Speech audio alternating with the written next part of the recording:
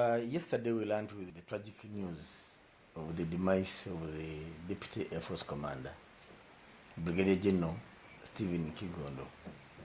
We have been informed he was having a shower in the evening and got electrocuted.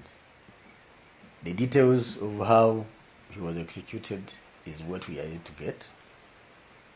The body is in the mortuary and we certainly will have a post-mortem report.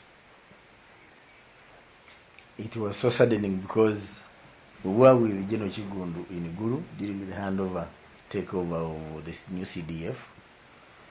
Very jovial gentleman.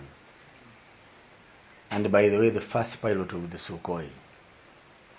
So for us, he's been very near and dear to us. And we are going to miss him, certainly.